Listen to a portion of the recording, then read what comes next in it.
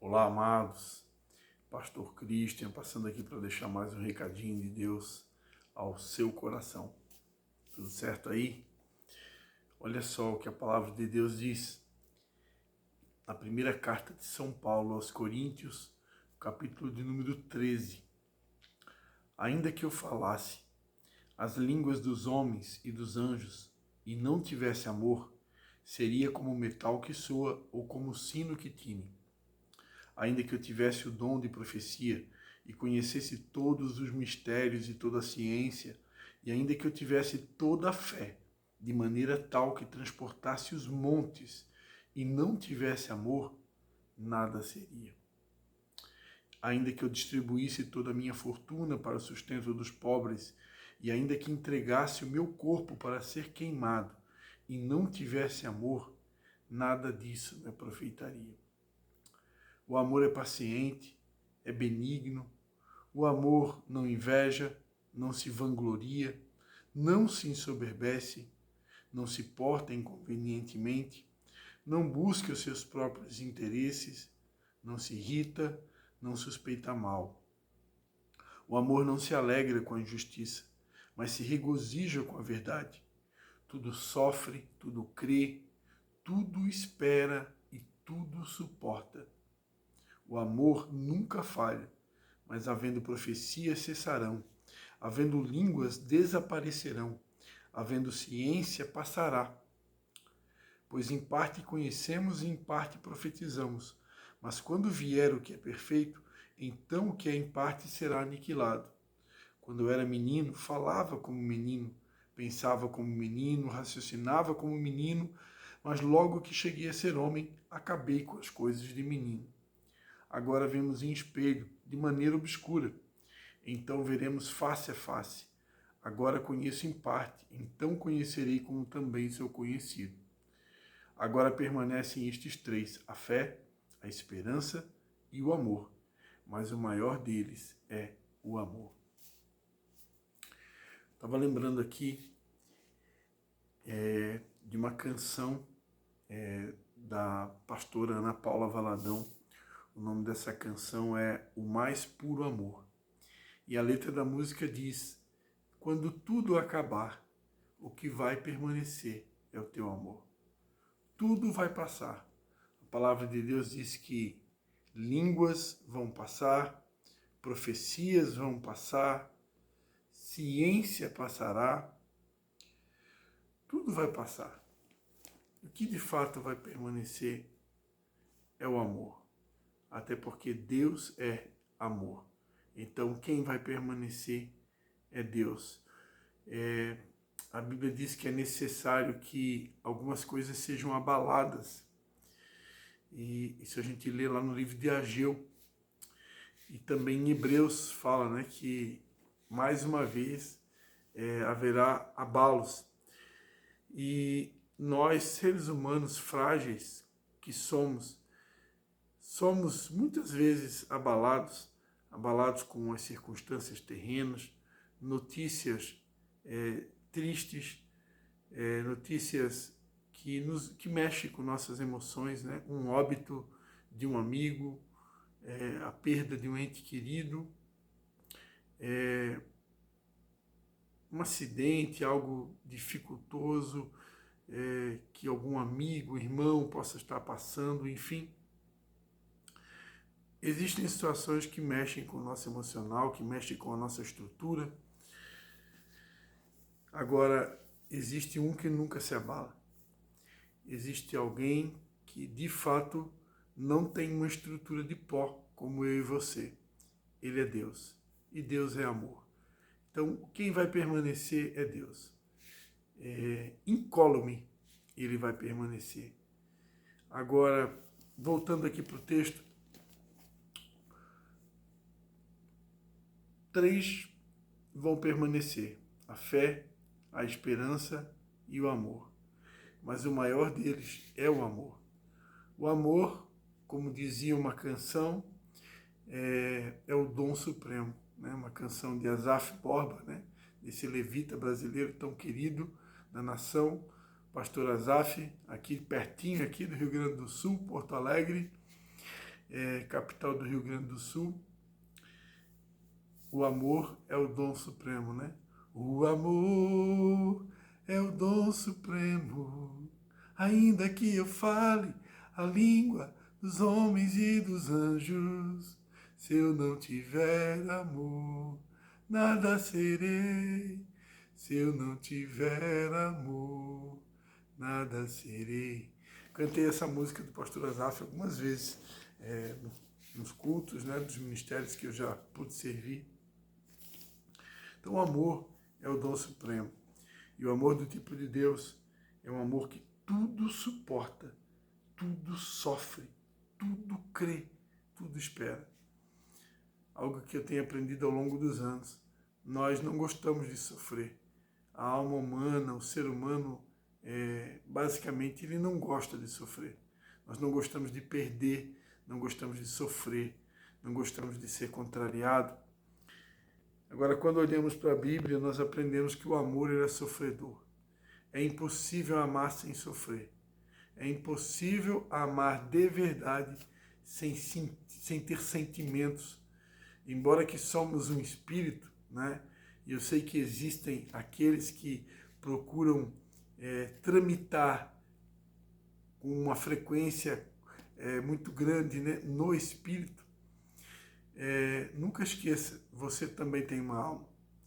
E os seus irmãos também têm uma alma.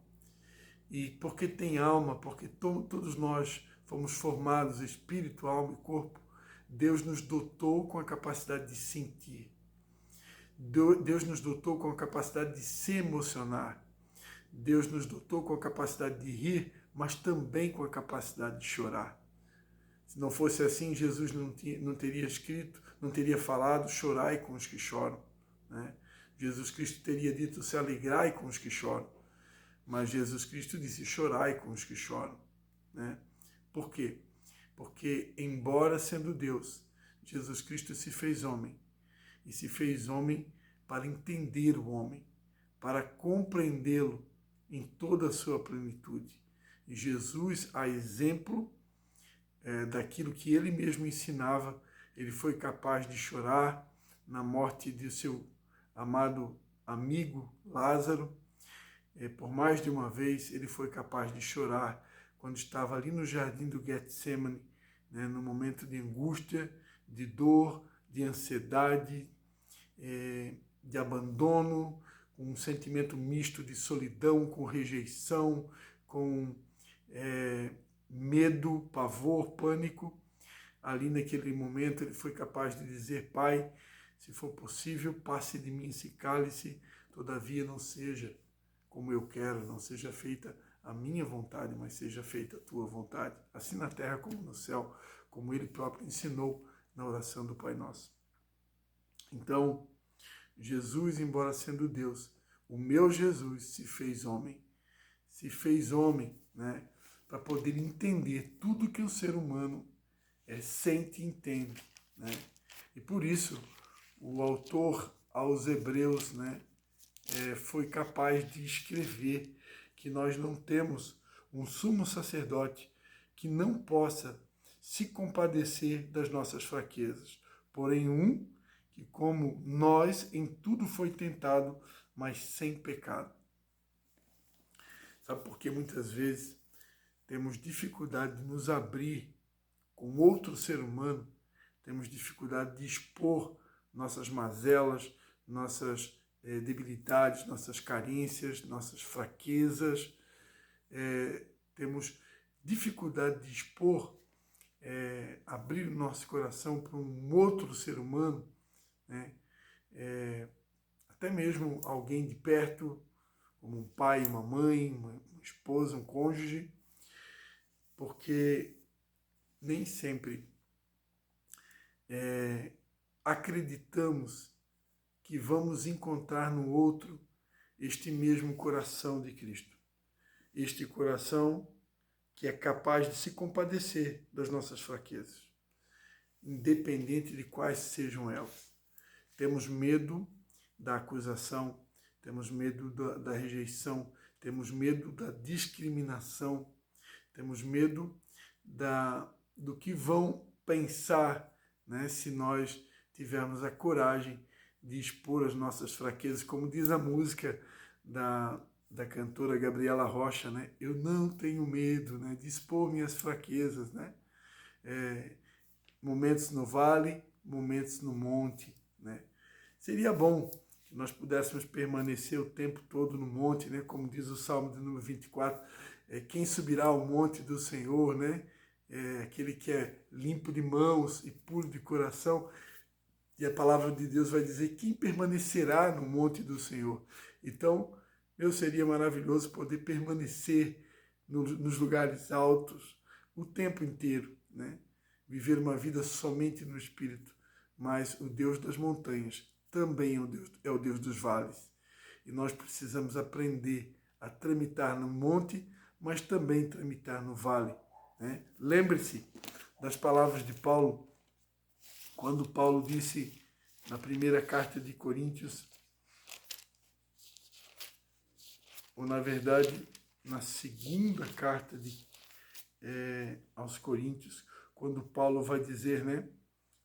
Jesus disse para Paulo, a minha graça te basta, pois o meu poder se aperfeiçoa na fraqueza. Portanto, de boa vontade me gloriarei nas minhas fraquezas, para que em mim habite o poder de Cristo. Pelo que sinto prazer nas fraquezas, nas injúrias, nas necessidades, nas perseguições, nas angústias, por amor de Cristo. Pois quando estou fraco, então é que sou forte. Então, Paulo, amados, São Paulo, um grande exemplo, um grande modelo para nós, ele sentia prazer nas fraquezas, nas injúrias, nas necessidades, nas perseguições, nas angústias. Em outras palavras, ele sentia prazer no vale também. Sentia prazer de estar no vale, passando pelo vale, por amor a Cristo. Porque quando ele estava no vale, quando ele se sentia fraco, na verdade é que ele estava sendo forte. Então, o verdadeiro forte quem é? Aquele que está sempre na montanha? Aquele que está sempre no lugar alto? Aquele que está sempre vivendo no Espírito? Não. O verdadeiro forte é aquele que é capaz de andar no vale. É capaz de enfrentar suas fraquezas, sentir prazer nas suas fraquezas, nas perdas, nas injúrias, nas dores, nas necessidades, nas perseguições, nas angústias. Sei que esse evangelho não é muito popular, né? Não é sempre que você ouve alguém pregando sobre isso, né? Sobre sentir prazer nas injúrias, nas fraquezas, nas necessidades, nas angústias. Mas esse é o evangelho. Esse é o evangelho de Paulo, o evangelho de Cristo, o evangelho que ensina muitas vezes a perder para ganhar, né? Então que nós possamos, a olhar para esse modelo que é Cristo, o Deus do amor, e acima de tudo praticar esse ensinamento áureo, genuíno, precioso, que é o amor. E ainda que eu falasse língua dos homens e dos anjos, ainda que eu tivesse fé para transportar a montanha, ainda que eu distribuísse o meu corpo para ser queimado, ainda que eu pudesse ser capaz de elaborar dezenas e dezenas de sermões por dia, né, e fizesse muitas obras sociais e muitos feitos, realizasse e alcançasse muitas conquistas, se não tiver amor, se faltar para nós o amor, tudo isso não tem sentido algum. Porque o que vai permanecer, e o principal mandamento da parte de Deus sempre foi e sempre será: ame ao Senhor teu Deus com toda a tua força, de toda a tua alma, de todo o teu entendimento, e o teu próximo como a ti mesmo, como a nós mesmos, né? Tenha o sentimento de amar a si próprio, respeite seus limites, respeite suas fraquezas, respeite sua alma, respeite suas emoções, respeite o seu momento. Não se preocupe muito com vozes, porque vozes vêm muitas vezes para entristecer e abater você até além do mais daquilo que você já se encontra. Então, se importe com uma única voz. A voz que não te condena, a voz que não te acusa, a voz que não te aponta, a voz que não te rejeita, a voz que não te discrimina, a voz que é capaz de compreender toda e qualquer circunstância ou situação ou momento que você possa estar vivendo. Essa voz é a voz do Espírito de Jesus, é a voz do Espírito Santo. Essa voz é inconfundível, uma voz que jamais nos rejeita, uma voz que produz em nós um sentimento de pertencimento inigualável, na qual nenhum outro ser humano é capaz de reproduzir. Todos os seres humanos, por mais que possam se esforçar para produzir a sensação de te fazer se sentir pertencido, embora que nós precisamos também nos sentir pertencidos, ainda assim, ninguém igual a Jesus, ninguém igual ao Espírito Santo, ninguém igual ao Abba, né? Ele mesmo disse, Jesus, aquele que vem a mim, de maneira alguma eu lançarei fora. Jesus é incapaz de não tratar com o sentimento, Jesus é incapaz de produzir o sentimento de rejeição na vida de qualquer pessoa. Né? Quem vem a Ele, quem vai até Ele, sempre é recebido de uma maneira incomparável, porque Ele é incomparável. Amém? Então, se Ele te ama, se Ele te aceita, não importa quem te despreze, não importa quem não te aceite.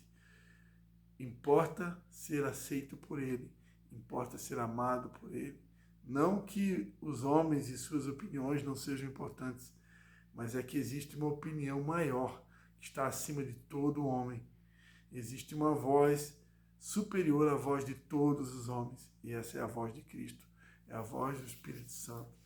Quando Ele te aceita, quando Ele faz você se sentir pertencido, nada mais importa, porque Ele é Deus. E quando ouvimos a voz de Deus, não precisamos de mais nada, porque Ele é suficiente. Deus é suficiente. Por isso ele foi capaz de dizer a Paulo, a minha graça te basta. Em outras palavras, o meu amor, a minha presença, eu sou suficiente, Paulo. Então, se agrade das tuas fraquezas, tenha prazer nas tuas injúrias, tenha prazer nas tuas perseguições, nas tuas dores, porque quando você é fraco, aí é que você é forte. Beijo no coração, um bom domingo para vocês.